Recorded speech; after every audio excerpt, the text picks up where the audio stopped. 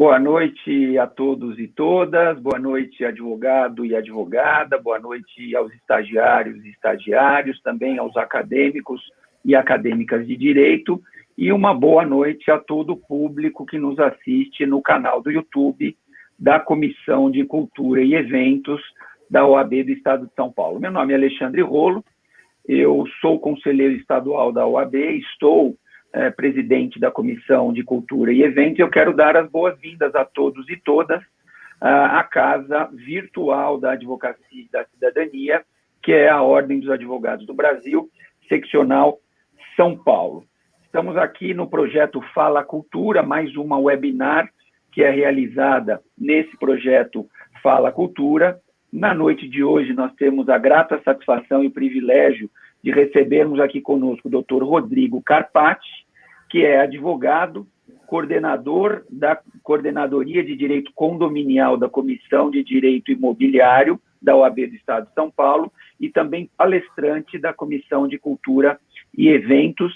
E hoje nós vamos tratar de um tema, mais uma vez, um tema bastante interessante, que é advogando, o tema de hoje, dessa nossa conversa, desse nosso webinar, advogando na área condominial, segredos da advocacia condominial, tema que não falta aqui para a gente tratar de advocacia na área condominial. Eu estou falando da capital do estado de São Paulo, onde o que não falta são condomínios, então as pessoas cada vez mais vivem nos condomínios, e é claro que ao viverem nos condomínios acabam surgindo problemas derivados aí do direito condominial, dessa área importante para a gente conversar. Eu quero agradecer aos nossos colaboradores da Comissão de Cultura e Eventos, por todo o apoio logístico, e eu o faço nas pessoas da Deise e do Paulo, que estão aqui nos ajudando na noite de hoje. Quero anunciar nossa próxima webinar na semana que vem, a partir das 19 horas, nós vamos tratar de proteção e preservação patrimonial através do planejamento sucessório com a doutora Daíli Costa Toigo. Então já fica aqui também o convite para vocês estarem conosco na semana que vem para tratarmos aí também de um tema interessante, proteção e preservação patrimonial, através do planejamento sucessório. Quero ainda, antes de abrir a palavra ao nosso convidado de hoje, anunciar alguns números rápidos aqui da Comissão de Cultura e Eventos ao longo desse último ano, o ano e pouco de pandemia. Nós fizemos ao longo desses últimos meses mais de 3.000 eventos, contando os eventos das subseções e das comissões temáticas, que nós da Comissão de Cultura e Eventos damos apoio aos eventos das subseções e das comissões, e aqui nesses 3.000 também estão os eventos puro sangue, que eu chamo de puro sangue, eventos da Comissão de Cultura e Eventos, como essa nossa webinar de hoje. Tivemos ao longo desses meses mais de 33 mil inscritos e inscritas, mais de 160 mil certificados expedidos, mais de 217 mil visualizações desses nossos eventos que ficam no canal do YouTube, como esse ficará também no nosso canal do YouTube, e foram arrecadados nos últimos meses mais de 10 toneladas de alimentos. A gente recebe doação de alimentos e fazemos a cessão desses alimentos para as pessoas de maior vulnerabilidade social. Então, ao longo dos últimos meses, foram arrecadadas mais de 10 toneladas de alimentos. Enfim, eu quero pedir para os nossos participantes que já mandam aqui boa noite, que possam, se quiserem, dizerem da onde que vocês são, colocar o nome da cidade onde vocês estão, que ao final da palestra eu vou procurar mencionar cada um de vocês e aonde vocês estão nos assistindo, ok? Então fica aí o pedido para que vocês digam de onde vocês nos assistem. Sem maiores delongas, então, eu passo a palavra ao doutor Rodrigo. Mais uma vez, doutor Rodrigo, agradecendo a sua estada aqui conosco. Volto a dizer que é um privilégio, uma honra tê-lo aqui conosco para discutir esse assunto tão interessante que é a advocacia na área condominial. O amigo está com a palavra. Obrigado, doutor Alexandre Rolo, obrigado a todos que estão nos assistindo nesse momento. Agradeço à OAB São Paulo, que tem realizado sempre um trabalho em prol da advocacia, ao Departamento de Cultura, que sempre trabalha de forma constante para levar a todos advogados e também aqueles que não são advogados. Eu vejo que sempre temos muitos participantes, o melhor conteúdo e informação a todos. Me sinto muito honrado com o convite e vou falar hoje de um tema. Tenho falado de condomínios há muitos anos, mas esse tema ele retrata algo que tem assolado o mercado de uma forma diferenciada. Como o doutor Alexandre acabou de mencionar, grande parte dos que estão nos assistindo moram ou trabalham em condomínios, e com certeza o condomínio tem, nesse momento, tomado uma grande proporção, seja no cenário dos grandes centros urbanos. O condomínio ele é a única forma, o único instituto possível de crescimento dos grandes centros urbanos, que já se encontram muito ocupados, e vou mostrar para vocês que ele é, sim, uma grande fonte de receita e de oportunidade de negócios para todos e principalmente para os advogados. É exatamente isso que eu vou trazer aqui para vocês. Vou passar algumas noções gerais dos condomínios para quem não conhece e vou falar, me aprofundar no tema. Se você tiver pergunta, você que está me assistindo, mande sua pergunta no chat, nós vamos conversar. Eu vou parar, responder, e o importante é que você entenda bem qual é a conotação desse novo mercado, onde o advogado que milita na área condominial ou que quer migrar para a área condominial pode atuar. Então, é um mercado que você vai precisar realizar desde uma assembleia, uma notificação extrajudicial, um auxílio ao síndico e também medidas judiciais. Os nossos condomínios enfrentam aí momentos muito complexos. Os condomínios estão no ápice das suas ocupações, os escritórios, grande parte da população dos grandes centros migraram para suas residências. Nós tivemos quase um ano e pouco das crianças realizando escolas, realizando suas aulas dentro de casa. Então, o perfil da moradia mudou. Aquele condomínio residencial, onde nós levantávamos cedo, levávamos as crianças para a escola, se tornou o local onde nós acordamos, tomamos o café da manhã e nos direcionamos para a mesma mesa do café ou para outro espaço e começamos a trabalhar. Só que nesse meio tempo, a unidade de cima está realizando uma obra, as pessoas continuam recebendo visitas, e nessa conjuntura complexa, nós temos aí a figura do síndico, que ficou extremamente complicado, extremamente em função da quantidade de compromissos, a quantidade de situações que passaram a fazer parte da rotina do síndico. Então, esse síndico que no passado ele era um aposentado, ele era um profissional liberal que, por uma módica isenção condominial, ele assumia as funções do condomínio, ele passou a ser um grande profissional, e sem esse profissionalismo ele não consegue mais gerir aquele condomínio. Isso sem passar por questões inerentes à responsabilidade civil, apenas os distúrbios daquele dia a dia e a falta de ação que ele não consegue gerir sem o conhecimento. Assim como uma grande empresa, o condomínio passou a ter a necessidade de uma boa assessoria contábil, de uma boa assessoria jurídica, e é exatamente aí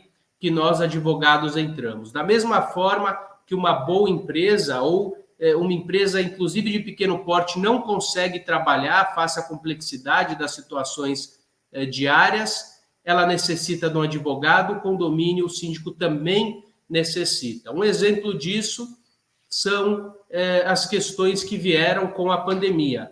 Fecha ou não fecha a área comum? Qual é o subsídio para o fechamento dessas áreas comuns? O síndico, aquele que fechou as áreas comuns, foi criticado por um grupo. O que deixou aberto foi criticado pelo outro. Então, se correr o bicho pega, se ficar o bicho come. Então, ele passou a não ter uma saída dentro do condomínio. Eu costumo dizer, e nas lives que eu fiz, eu trouxe sempre a informação de que dirigir uma Mercedes numa estrada na Alemanha é muito fácil. Difícil é subir a serra com fusquinha com chuva. E é isso que tem enfrentado os síndicos. A gente está tendo aí uma enxurrada de questões, de processos judiciais e de renúncia desses profissionais, ou não tão profissionais, que assumiram a gestão por uma módica isenção. Então, nós já vínhamos numa vertente de profissionalização do gestor. Então, o síndico da década de 80, da década de 90 ainda existe, mas para se perpetuar no mercado, ele passou a fazer cursos de formação, ele passou a se aprofundar no mercado. Com esse movimento, nós tivemos, inclusive, um PL, um projeto-lei, no sentido de tornar a profissão de síndico atrelada a uma categoria. Então, regulamentar a profissão de sindicância ou de síndico profissional, o que tem sido discutido, salvo o melhor juízo, o projeto 548, e isso tem trazido aí uma discussão, porque ele atrela o exercício da profissão de síndico a uma determinada categoria. E talvez essa não seja a saída. De qualquer forma, o que se discute e é um caminho sem volta, a profissionalização, que essa independe da regulamentação. Então, independente da regulamentação, a profissionalização, ela é, sim, um caminho que tem sido realizado. É livre o exercício de qualquer atividade, desde que lícita, conforme a nossa Constituição Federal. E o que entendo que seja mais razoável batalhar é pelo reconhecimento da profissão. Nós temos hoje no Brasil algo em torno de 70 profissões regulamentadas e mais de 2.800 profissões reconhecidas pelo Ministério do Trabalho, que recebem aquele código CBO de reconhecimento do exercício de determinada atividade. A regulamentação é algo mais complexo, passa por uma necessidade de legislação, passa pelo Congresso Nacional, e o reconhecimento não, basta que o Ministério do Trabalho reconheça. Eu vou tentar compartilhar alguns slides, peço só um minuto, vejo que já temos algumas questões, já vou adentrar nelas, um segundo.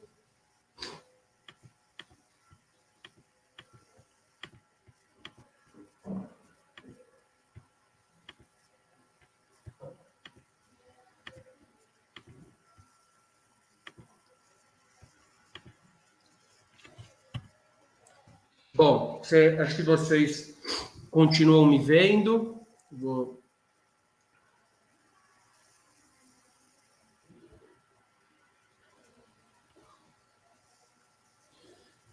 E estima-se, nós temos um site, Basesoft, que publicou recentemente uma pesquisa referente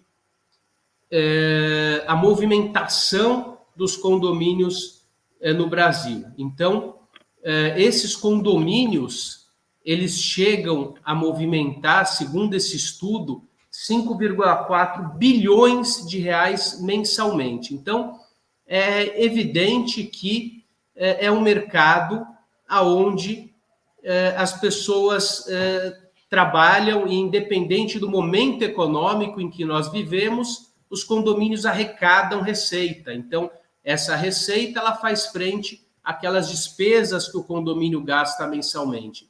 e até mesmo o momento de problema para o recebimento dessa receita se torna algo atrativo para advogado, porque ele atua também na cobrança extrajudicial e judicial dessas cotas. E nós percebemos que os condomínios eles movimentam um numerário tão alto que até mesmo a falta de receita cria novos institutos jurídicos, transforma esses institutos, adapta institutos para o âmbito condominial, como, por exemplo, a cessão de direitos creditórios, que os condomínios que passam por grande dificuldade, eles passam a ter a dívida condominial, caso necessitem, através de uma assembleia, de uma aprovação específica, eles vendem essa inadimplência para uma empresa que faz o depósito desse valor e depois se subroga no recebimento de valores, tá? Já disse, mas vou falar um pouco mais sobre o coronavírus, que infelizmente assola a humanidade e que teve uma influência também muito grande dentro do condomínio, principalmente por mudar as relações humanas. Então, aqui é uma ágora romana. A ágora era o local onde a população se reunia para que pudesse tomar todas as decisões, sendo públicas ou privadas, e isso representava o ápice da democracia romana e grega. E nós, nesse momento de pandemia, com a implementação das assembleias em âmbito virtual, mudamos algo que ocorria há mais de 2.000 anos. Então, a realização de assembleias dentro de condomínios em função do coronavírus foi modificada e, logicamente, que tivemos outras grandes ocorrências, outras catástrofes na história da humanidade, mas nenhuma delas no momento como o nosso, que possibilitou a legislação se aprimorar e autorizar a realização de assembleias no âmbito virtual. Então, por que isso é uma grande oportunidade para advogado? Por exemplo, eu tenho hoje mais de quase 3.000 assembleias realizadas de forma presencial. Eu tive também o impacto. Eu era um especialista em assembleias físicas, não quer dizer que eu seja um especialista em assembleias virtuais. Então, começa do zero. Então, por isso que também é uma grande oportunidade para que o advogado ele possa se aprimorar e adentrar no mercado. Lembro quando comecei a advogar na seara condominial, um primo me encontrou e falou assim: poxa, Rodrigo, você vai advogar com condomínios, mas condomínios qualquer um faz, é só realizar cobrança de condomínio. Então, não existia aquela falsa impressão, aquela marginalização da advocacia condominial. E hoje ela é uma advocacia extremamente específica, extremamente especializada, que tem sido almejada por grandes advogados, por grandes escritórios que no passado também não viam essa advocacia com tanto zelo, mas que hoje perceberam que os condomínios se tornaram aí grande fonte de receita, inclusive para o âmbito condominial. Então, nós tivemos a 14010, uma lei em âmbito transitório. Então, nós temos, normalmente, o Estado não interfere nas relações privadas, porém, nós tivemos a interferência do Estado em função desse momento pandêmico, que trouxe o regime jurídico emergencial e transitório nas relações de direito privado no período da pandemia e acreditou o legislador que ela perduraria até 30 de outubro de 2020. Nós também gostaríamos que fosse isso, mas, infelizmente, ela ainda continua. A questão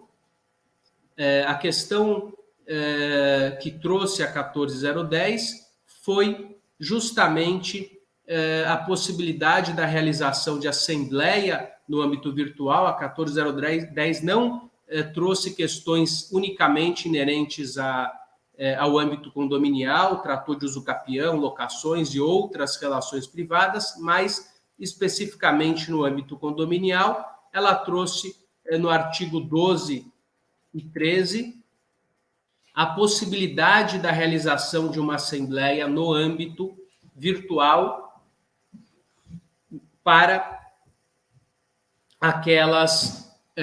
aqueles condomínios. Vou fazer rapidamente a leitura do texto. Assembleia condominial, inclusive para os efeitos do 1349 e 1350, que tratam da destituição e eleição. As votações poderão ocorrer em caráter emergencial, assim dizia 14010, de forma transitória, que vigorou até 30 de outubro. Poderia ser realizada por meios virtuais, caso em que a manifestação de vontade de cada condômino será equiparada, para todos os efeitos jurídicos, a sua assinatura presencial.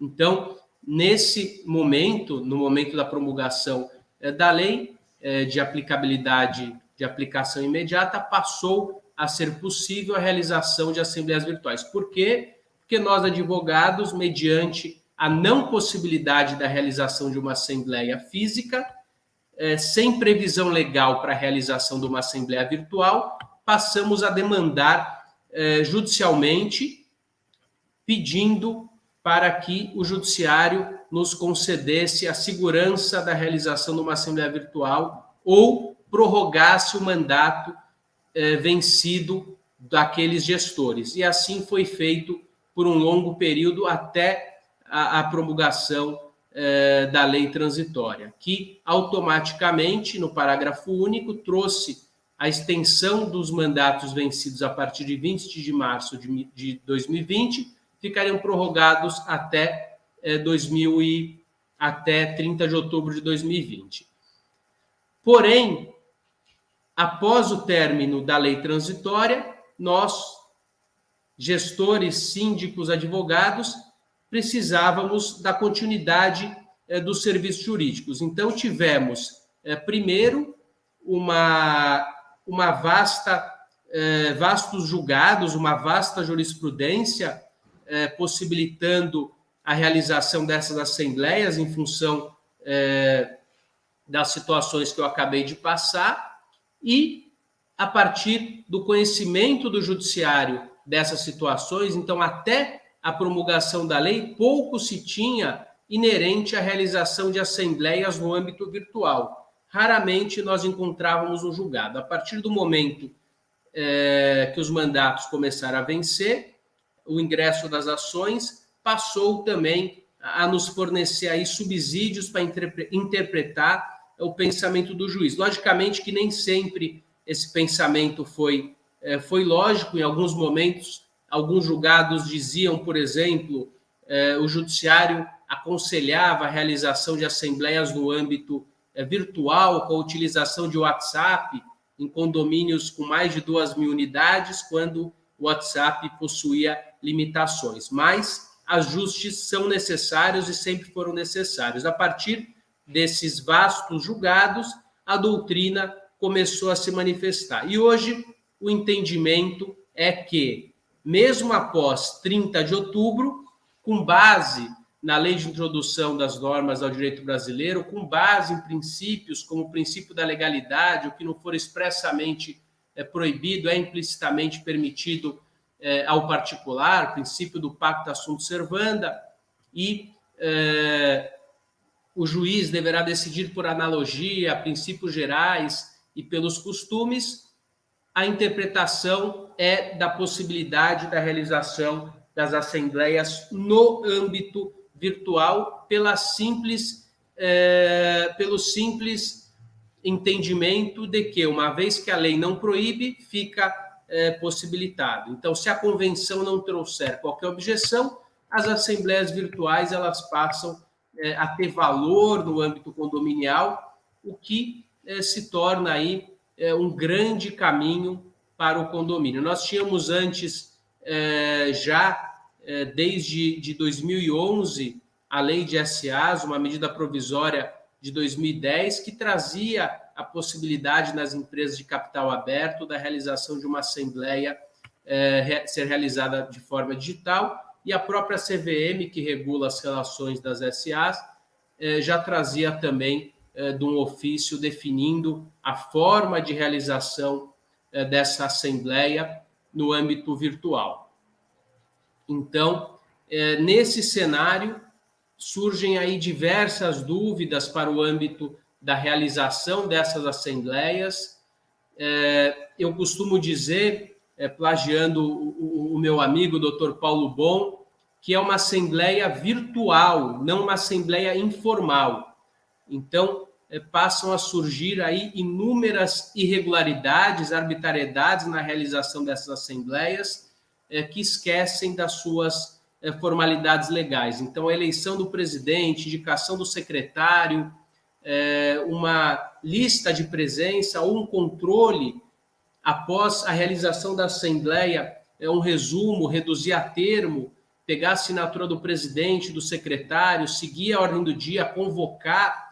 Eu fui chamado recentemente por um administrador e para tentar regularizar uma assembleia, eu perguntei cadê o edital de convocação, ele falou, doutor, eu mandei para o grupo de WhatsApp para alguns.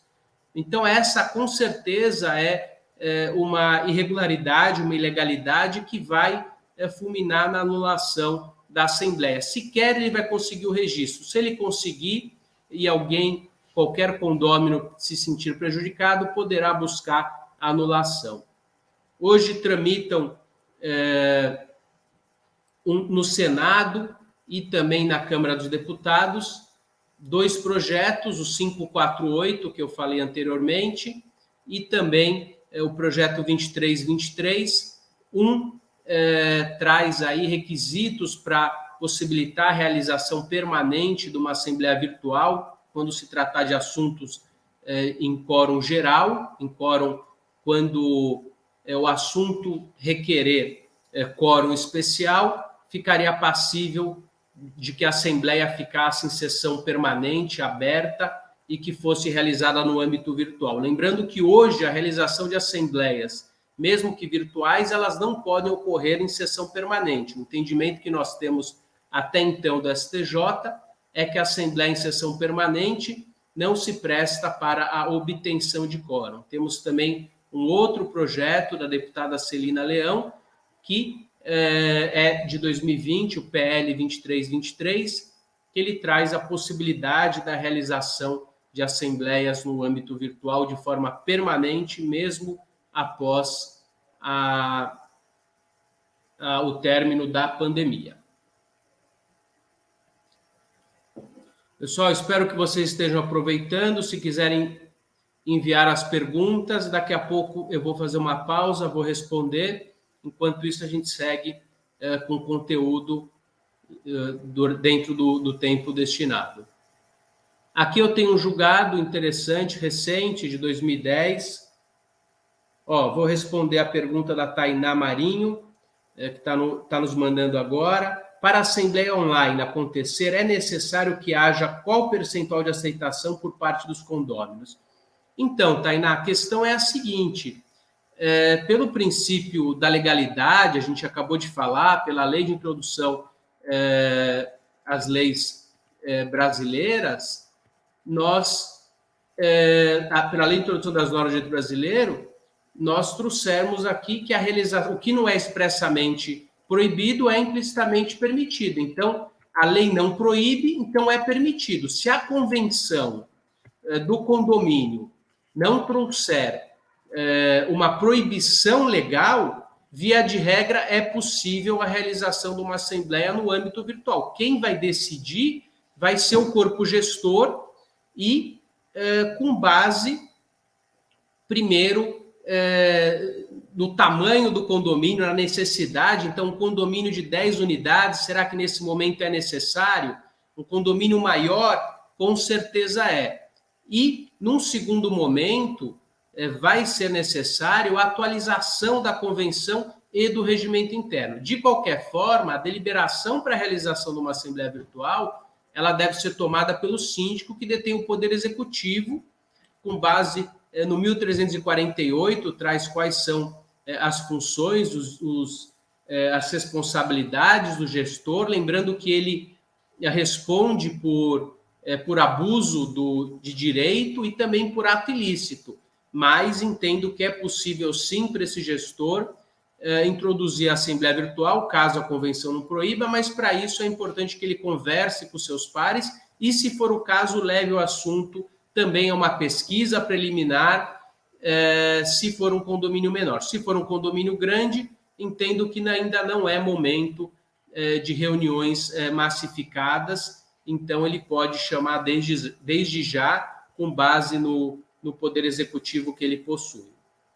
Aqui eu tenho um caso recentemente julgado, de outubro de 2020, que traz o seguinte: apelação de condomínio, julgado pelo TJ São Paulo, relator Arantes Teodoro, desembargador Arantes Teodoro, diz o seguinte: constituição do quadro diretivo e eleição do síndico competem exclusivamente à Assembleia dos Condôminos, órgão máximo e soberano. Possibilidade, ademais, de realização de assembleia por meio virtual, cuja convocação está entre os deveres conferidos ao síndico, ou seja, o síndico tem o poder executivo de realizar a convocação desta forma. A manutenção dessa condição, na condição de administrador provisório, tão somente para que ele convoque a Assembleia Extraordinária de modo remoto e observadas as previsões legais e até que se ultime as deliberações visando a nomeação de novo síndico. Apenas para reforçar aquilo que nós dissemos até agora, ok? Então, para que possamos ilustrar os números, São Paulo nós temos algo em torno de 58 mil condomínios, 32 mil condomínios no Rio, 24 mil em Curitiba, 24 mil em Salvador, 14 em Curitiba, 9 mil em Brasília.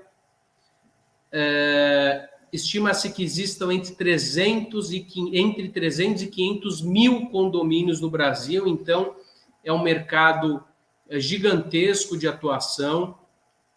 Esses condomínios, eles movimentam em São Paulo, conforme estudos, então é uma área que carece de estudos, mas tivemos acesso a um estudo não tão recente, que os condomínios de São Paulo movimentam algo em torno de 13 bilhões de reais, o que é maior do que o orçamento anual de cidades como Curitiba e Porto Alegre.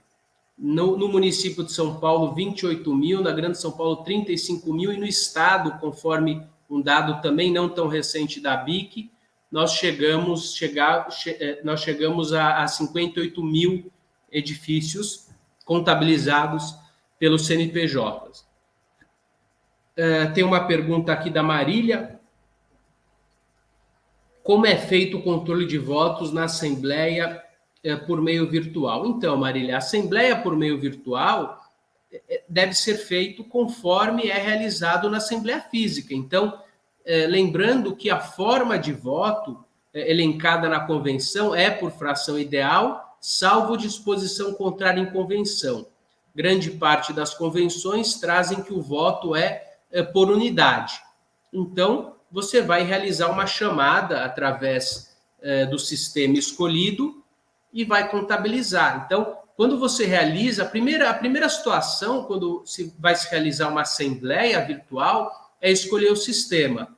Por exemplo, eu posso realizar uma assembleia, e costumo realizar, através do Zoom, por exemplo, que é uma plataforma que é normalmente realizada para diversos tipos de reuniões. Então, eu vou abrir a assembleia, nomear o presidente, secretário, e ali você passa a gerenciar o edital de convocação e faz, olha, e tem eleição de síndico, por favor, quem é favorável se manifeste. Então, é um sistema que permite o som, permite o vídeo, você tem um administrador que vai ser o presidente. Pode ser que ocorra através de um sistema híbrido. Algumas administradoras têm sistemas híbridos, então, assim, é um sistema estático, então você não olha o que está acontecendo de forma online. Então, o edital está aqui, você tem um dia para responder perguntas e depois você pode, através através do próprio sistema, você vai realizar a votação e no momento seguinte, o sistema te possibilita a contabilizar o voto. Lembrando que tudo isso é gravado, tudo isso precisa ser auditável, para que qualquer situação de não conformidade possa ser rapidamente observada. Tá? Eu estou vendo aqui mais perguntas, mas vou seguir aqui mais um pouquinho e daí eu vou voltar para as perguntas, porque sei que é uma área que traz muita dúvida, muita indagação, mas o que eu quero deixar muito claro para vocês é da infinidade, da gama de serviços que o advogado na seara condominial ele tem, tá? Então, para vocês entenderem, esse, via de regra, é o condomínio como ele é entregue pelo incorporador. Olha aqui, sem contar com vício de construção. Então, o advogado ele é necessário naquele momento zero, porque aquele prédio bonito que é entregue pode conter algumas desconformidades, não só vícios contra a segurança, riscos, como também vícios ocultos e, muito importante, acompanhar esse momento zero do condomínio. É ali que o primeiro síndico será eleito, é ali que será realizada a primeira assembleia de instalação, que nada mais é uma assembleia ordinária. A primeira assembleia ordinária de condomínio é considerada assembleia de instalação. É naquele momento que o condomínio passa a ter vida e são eleitos os seus representantes legais. É o momento de abertura do CNPJ do condomínio, é o momento do registro de economias de água, do recebimento daquelas áreas comuns, dentre outras situações. Mas, via de regra, o condomínio é entregue dessa forma. Vamos supor que ele está ali bonitinho, sem qualquer problema, sem qualquer vício construtivo, porém, as sucessivas má gestões daqueles condomínios trazem esse condomínio para esse momento 2 que vocês estão vendo. Então, a pessoa coloca um toldo, o síndico não fala nada, daí ele vai lá, coloca o toldo do lado, daí se o de baixo pode colocar o toldo, o de cima também pode. Se pode toldo, eu coloco aqui, penduro o varal. Se um pode pendurar o varal, o outro pode colocar ar-condicionado, daí embaixo altera o caixilho. Então, essas situações são causadas pelas sucessivas má gestões dos condomínios, porque, infelizmente, o síndico também tem um papel político, porque ele depende do voto dos seus pares. Então, muitas vezes, ele não chama a atenção de um condômino por receio desse condômino não lhe dar apoio futuramente, mas isso não pode representar um colapso do patrimônio. Por isso que é importante uma gestão profissional e por isso que muitas vezes o condomínio opta em buscar um síndico profissional para que aquele síndico morador não fique atrelado ao conhecimento com seus vizinhos. Logicamente que existem excelentes síndicos moradores, assim como não tão bons síndicos moradores e profissionais da mesma forma, mas um bom condomínio funcionando traz com que aquele síndico não esteja envolvido nas relações do dia a dia, e isso tem feito com que o mercado busque cada vez mais a profissionalização. Então, é importante deixar claro que o papel do síndico dentro do condomínio não é simplesmente burocrático, não é assinar a pasta de prestação de contas, é manter o patrimônio atualizado. Assim como o papel da administradora não é emitir a prestação de contas, é manter também o patrimônio atualizado. Da mesma forma, o advogado deve trabalhar para prestar o auxílio, objetivando a atualização e a manutenção do patrimônio. Eu lembro quando o meu pai, que tem uma administradora de condomínios, quando eu disse para ele que eu iria me especializar na área, para comparecer às assembleias de condomínio, ele me dizia naquela oportunidade: a assembleia de condomínio não é local de advogado. O advogado só vai arrumar confusão na assembleia. Então, essa era a mensagem naquele momento. Meu pai pensava assim, outros administradores. Mas, graças a Deus, isso foi transformado e o papel do administrador de condomínios, do síndico de condomínios na Assembleia, é um papel muito parecido com o papel do Ministério Público numa ação penal. Ele é o fiscal da lei, ele deve estar ali para auxiliar e para deixar aquele trabalho, para deixar aquela Assembleia funcionar dentro da legalidade. Ele não deve tomar partido de um lado ou de outro, ele deve apenas atender o interesse do condomínio, realizando manifestações nesse sentido. Lembrando que a desvalorização desse patrimônio, em função das sucessivas má gestões dos condomínios, eles chegam a 30% do valor da unidade. Ou seja, aquele condômino que acha que não realizar, não ter um bom síndico, que aquele patrimônio está apenas desvalorizado no térreo, comete um grande engano, porque a desvalorização de um prédio representa um déficit da própria unidade no valor estimado de 30%. Então, se eu tenho um apartamento que vale R$1 milhão, ele pode estar valendo 700 mil pelas sucessivas má gestões. Não esquecendo que esse condomínio não sofre apenas pelas sucessivas má gestões, ele sofre pelo envelhecimento natural desses prédios. Então, qualquer bem que está no mercado, ele sofre uma desvalorização pela vida útil do próprio produto. E vou finalizar essa tela e vou abrir para perguntas em função do nosso tempo. Nós temos até às 7 horas, às 19 horas, vou responder algumas perguntas e vou parar aqui. Então, apenas para ilustrar, a legislação tributária e societária, existe uma metodologia linear de cálculo de taxa de desvalorização de bens imóveis. Logicamente que ele é utilizado no âmbito tributário e societário, mas ele leva em conta um percentual de desvalorização do bem no mercado em função da taxa, em função do envelhecimento dos seus... O tijolo envelhece, o portão, o maquinário.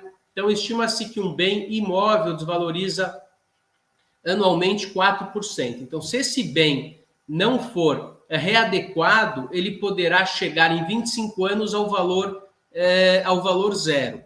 Isso aconteceu, por exemplo, com condomínios como San Vito, Treme-Treme, em São Paulo, e outros tantos condomínios que, infelizmente, alguns deles eu tive a oportunidade de trabalhar e tentar aí resolver algumas situações. Então, o condomínio ele não fica nesse estado deplorável da noite para o dia. São sucessivas má gestões e envelhecimento.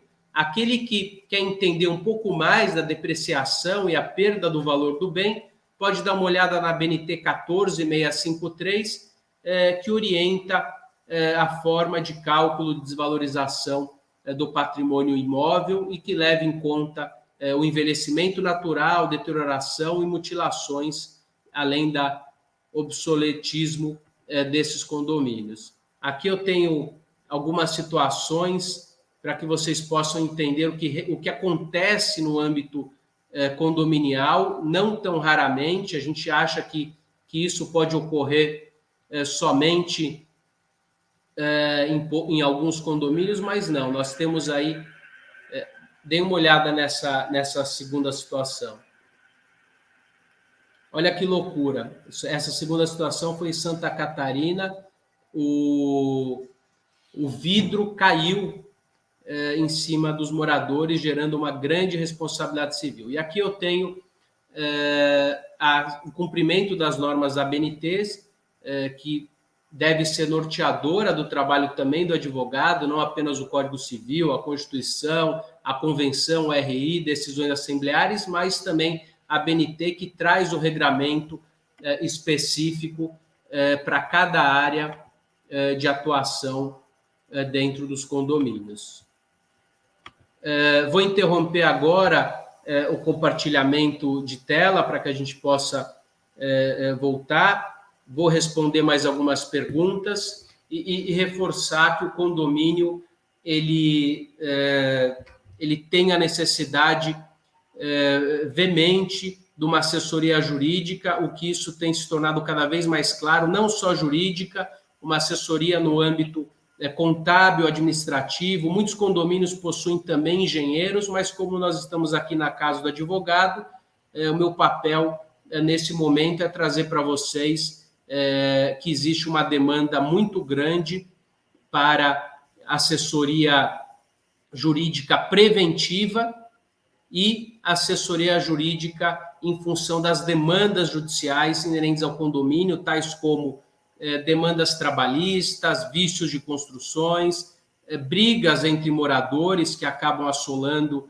o âmbito condominial. Eu costumo dizer dos 5 Cs, eu não, o mercado fala dos 5 Cs, cão, carro, cano, cachorro e calote. São os principais problemas que assolam os condomínios e que fazem com que as demandas judiciais estejam sempre muito grandes. Então, acho que nós temos mais uns minutinhos, né, doutor Rolo, para responder as questões. É isso aí, Rodrigo. Obrigado. Quero te dar os parabéns aí pela sua exposição. Pode deixar que eu vou agora rodar aqui o chat para dizer da onde que os nossos espectadores estão nos assistindo e também repassar aqui algumas perguntas. Então, começo aqui enquanto você toma um fôlego aí. Obrigado. E mais um gole de água.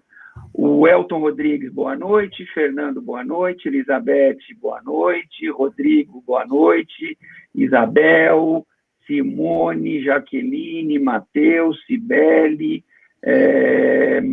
Maria Irma, boa noite a todos. Claudiane, Aparecida, Antônio, Yara, Filo Maciel, Marcos Brito, boa noite. Vamos lá, boa noite a todos. Aqui o Túlio, de Arapiraca, Alagoas, nos assiste lá das Alagoas, no município de Arapiraca. Temos aqui também Douglas Oliveira, excelente tema, como sempre, parabéns a todos pela ótima iniciativa.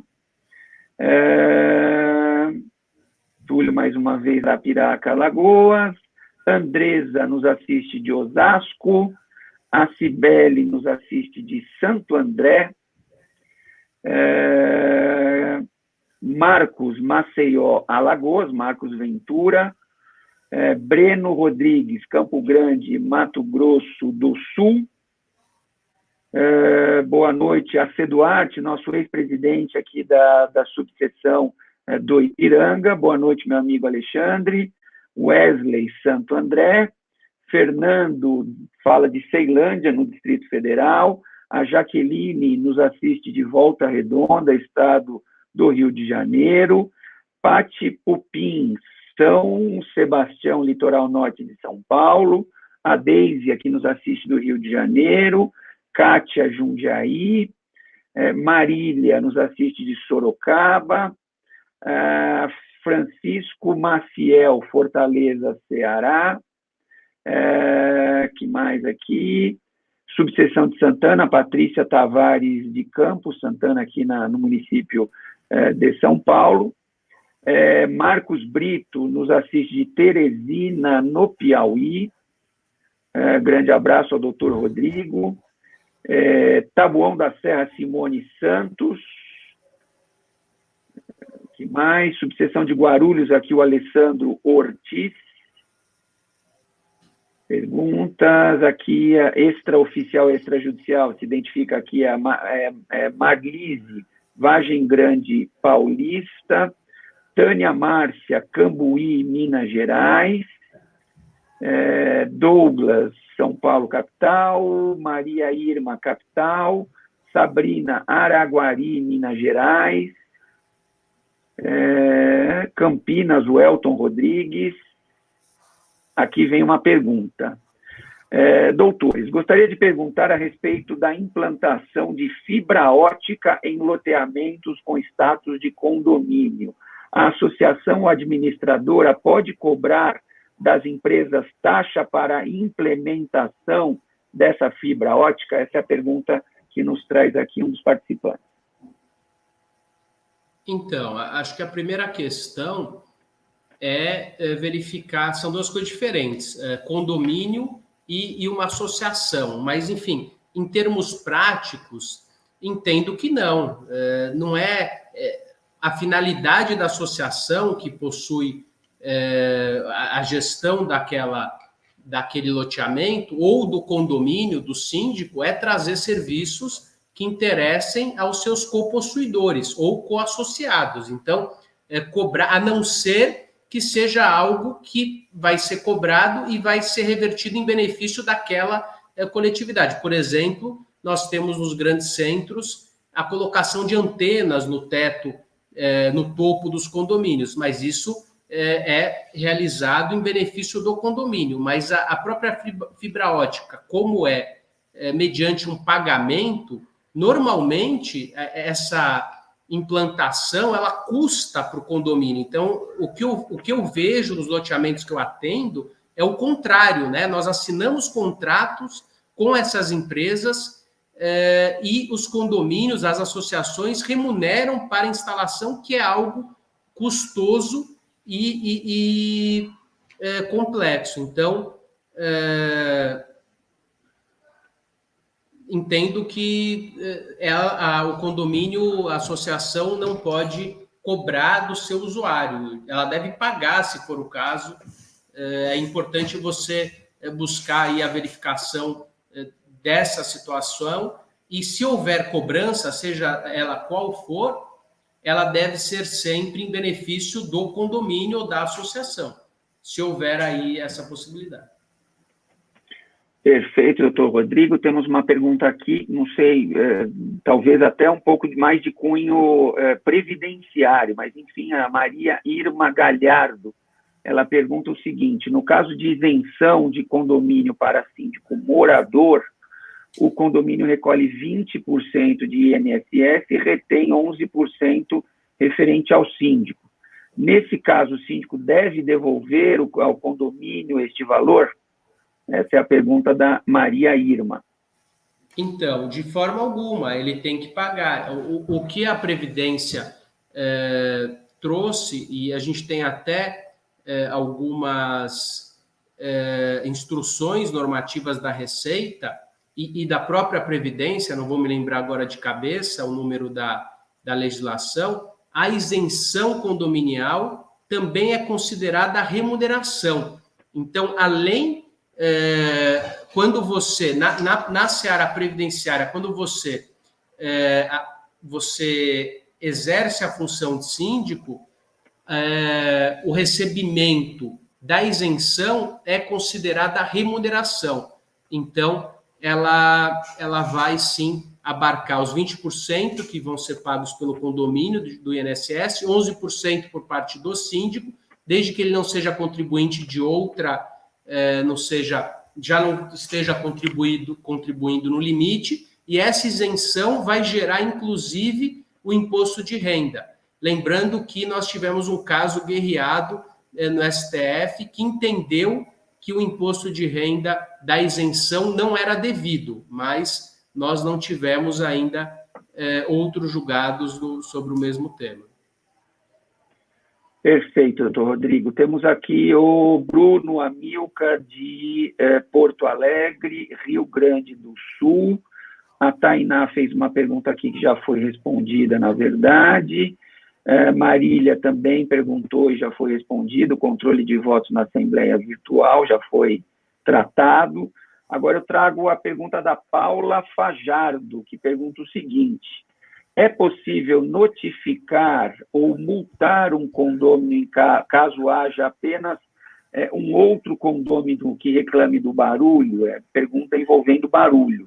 Qual seria a autoridade e responsabilidade do síndico em notificar e multar esse condômino? Então, Paula, a questão é a seguinte: ao síndico compete a gestão da área comum e dos bens que interessem a todos. Logicamente que algo que incomoda uma pessoa, ele está também incomodando a massa, mas o síndico tem um limite de atuação. Então, algo que traga apenas um transtorno entre uma unidade e a de baixo, aquele condômino que se sinta prejudicado, ele pode, em defesa dos seus próprios interesses, se manifestar. O condomínio ele tem que auxiliar, mas o que ocorre na prática são brigas entre moradores e que muitas vezes eles requerem que o síndico ou a gestão tome medidas, ingresse com a ação contra o condômino, e esse não é o papel. O síndico diligente, ele vai notificar, ele vai explicar o que está ocorrendo, ele pode chamar ambos para uma tentativa de conciliação. É importante que a reclamação seja reduzida a termo no livro de ocorrências ou por e-mail, mas ele tem um limite de atuação. Ele não pode e não deve entrar com uma ação para fazer cessar um barulho que traga apenas um problema para a unidade. Se esse problema ele atrapalha 2, 3, 4 unidades, esse problema não é mais entre unidades, é um problema coletivo. Perfeito. Aqui, caminhando para o fim, nós temos a Gislene Ferreira, que fala de Belo Horizonte, o Matheus de Mauá, São Paulo, Raquel Faria de Igarapé, Minas Gerais, Isabel Oliveira, São Paulo, capital, Guilherme Napoleão pergunta o seguinte: como a mediação condominial tem sido vista no meio jurídico? Com muito bons olhos, Guilherme, porque com certeza, não só porque foi adotado no Código de Processo Civil de 2015 como exigência antes do início do MALID, ele auxilia para que as demandas não passem a apenas serem tratadas no judiciário, que muitas vezes pode não ter o conhecimento integral, ou para que se torne custoso para lado a lado, para provar o seu direito, algo que pode ser resolvido muitas vezes com bom senso, através de uma conciliação, através de uma mediação, objetivando um acordo. Mas para isso é importante que exista um bom mediador. Nós temos hoje profissionais da área condominial se especializando justamente na resolução de conflitos extrajudiciais, e isso tem feito com que parte dos problemas possam ser evitados de forma extrajudicial. Lembrando que o papel também do advogado que atua na seara condominial é de ser um grande conciliador, uma grande pessoa que vai resolver conflitos e não apenas preparar demandas judiciais. Perfeito, Rodrigo. Agora, a última pergunta, e aí a gente vai caminhar para o fim, é a da Eliane, que pergunta dos 5 Cs. Cão, carro, calote, que mais? Ela perdeu aqui o 5. Cão, carro, criança, cão, carro, cano, criança e calote. Perfeito. Então, estão aí os outros Cs que ela tinha perdido. E aí, caminhando aqui para o fim, eu quero só te fazer uma pergunta minha. Na verdade, é uma pergunta que envolve o que você acha, não é nada certo ou errado.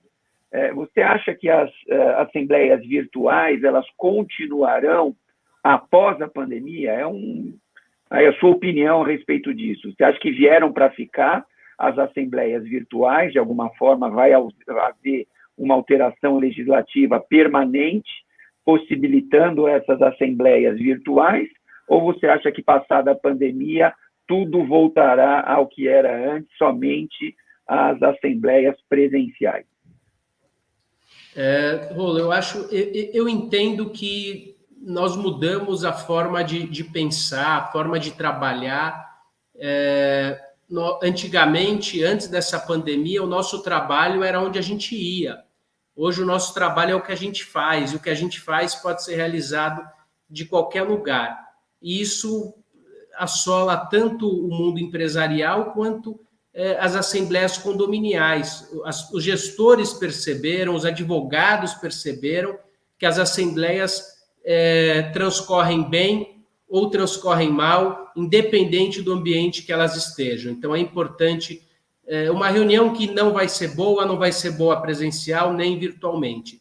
E as pessoas acabam seguindo uma etiqueta, acabam se adaptando, e esse é o novo cenário. Os condomínios, eu tenho orientado e realizado muitas assembleias virtuais, e a gente também se prepara. Eu estou aqui, estou de terno e gravata no ambiente fechado, você também.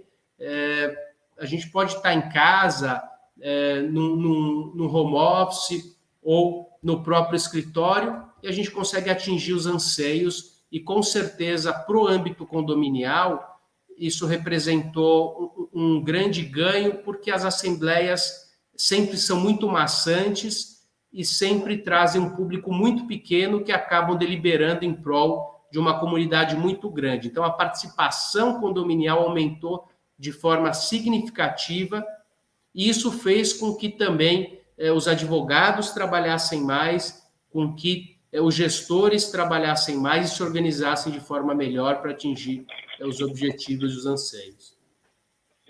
E vou além, aqui encerrando a nossa atividade de hoje, eu vou além, eu arrisco dizer, Rodrigo, nós que somos advogados, e eu meio que paguei a minha língua também, queimei a língua, porque eu falava muito mal das audiências virtuais, e agora eu estou me tornando, quero confessar que eu sei que é polêmico, vai ter gente que vai me xingar, vai ter gente dizendo que é um absurdo, etc., mas eu quero colocar aqui o meu ponto de vista particular. Não achei ruim, não, as audiências virtuais, viu, Rodrigo? É claro que tem situações e situações, mas aqui eu quero pegar até um gancho daquilo que você falou, e eu concordo. A reunião ou a audiência, para ela ser boa ou ruim, não necessariamente precisa ser virtual ou presencial. A gente pode ter audiências boas presencialmente e audiências péssimas presencialmente, e a mesma coisa envolvendo as audiências virtuais. A gente pode ter excelentes audiências virtuais e podemos ter audiências virtuais péssimas. Então, eu acho que ser boa a reunião, a assembleia, ou ser péssima a assembleia, realmente, pegando o seu gancho aqui, não depende da presença física das pessoas. A gente pode ter assembleias excelentes, seja virtualmente ou presencialmente, e eu levo isso também para a questão das audiências. Eu acho que a gente pode ter audiências boas virtuais e audiências péssimas virtuais ou presenciais. Não é o ser virtual ou presencial que vai fazer a diferença. E eu, na semana passada, só para citar aqui um exemplo, Rodrigo, você já deve ter passado por isso, eu fiz 2 audiências no mesmo dia, ambas virtuais, uma em Peruíbe e a outra em Ilha Solteira. Então, você imagina eu ter que me deslocar até Peruíbe e no mesmo dia até Ilha Solteira. Não seria possível eu fazer essas 2 audiências, e por meio virtual eu consegui realizar as 2 audiências do meu escritório, sem deslocamento, sem carro, sem combustível, sem necessidade de avião, porque Ilha Solteira é longe, Pradedel é depois, São José do Rio Preto, então eu teria que pegar eventualmente um avião até Rio Preto, e depois mais um carro, mais 2 ou 3 horas depois de Rio Preto. Enfim, já fiz sustentação oral em Brasília, no Tribunal Superior Eleitoral, sem necessidade de deslocamento para Brasília, sem necessidade de hotel. Enfim, fica aqui essa observação. Eu sei que é polêmica, que tem gente que vai reclamar, mas eu também acho que, como você disse, as assembleias podem ser boas ou ruins, independentemente de serem presenciais ou virtuais. Com isso, eu quero agradecer, antes de passar a palavra para as considerações finais do doutor Rodrigo, eu quero agradecer, Rodrigo, a sua estada aqui conosco, a sua exposição, que com certeza agregou bastante valor para os nossos internautas e também para a Comissão de Cultura e Eventos. Essa webinar, já falei, repito, ficará gravada e disponibilizada no canal do YouTube da Comissão de Cultura e Eventos. Quero mais uma vez fazer o convite para a semana que vem. Semana que vem vamos ter uma webinar a respeito de proteção e preservação patrimonial através do planejamento sucessório, dia 12 de julho, às 19 horas, com a doutora Daíli. Fica aqui o convite para estarmos todos juntos na semana que vem. Com isso, agradecendo mais uma vez a presença do Rodrigo, eu passo a palavra novamente para você, Rodrigo, para as suas considerações finais. Perfeito, agradeço, doutor Alexandre, com certeza é extremamente oportuno, e a gente sempre pensa, né, porque é impressionante como mudou a forma da gente trabalhar, e tudo que é novo traz uma resistência natural, faz parte do ser humano, faz parte da vida, mas eu também gostei de escutar o que você falou, e isso também o advogado precisa pensar, porque dificilmente você vai de um local para o outro, tem locomoção, e se for ser ruim, vai ser ruim, se for boa, vai ser boa. E eu lembro outro dia que um cliente me ligou e exigiu que eu tivesse numa audiência em Salvador. Eu acordei cedinho, peguei o avião, fui para Salvador, fiz audiência, almocei em Salvador, achei o máximo e voltei esgotado. E daí, recentemente, eu fiz uma audiência em Salvador sem sair da cadeira da minha sala, achei mais maravilhoso ainda. E se for para conversar com o cliente, a gente pega um avião e descontrai, não precisa ir lá realizar uma audiência. E dizer que para você, advogado que está começando, advogado que trabalha com condomínio, essa é uma área excelente, mas como tudo na vida requer dedicação, requer especialização. Nós já temos cursos aí Brasil afora, online, presenciais, cursos de formação, pós-graduação na área. O próprio Departamento de Cultura tem cursos voltados para a área imobiliária e condominial. Agradecer mais uma vez o doutor Alexandre Rolo pelo convite, por fazer parte do departamento de palestrantes, agradecer à OAB pela oportunidade e pelo trabalho incessante, incansável em prol da advocacia. Então, muito obrigado para você que me assistiu até agora, obrigado ao pessoal da OAB que está sempre pronto para nos apoiar e levar sempre o melhor conteúdo, e parabenizar o doutor Alexandre pelo excelente trabalho à frente da Cultura e Eventos. Obrigado, doutor Rodrigo, mais uma vez, e com isso eu declaro encerrados os trabalhos de hoje, mais uma vez convidando a todos para estarmos juntos na semana que vem. Até lá. Tchau, tchau.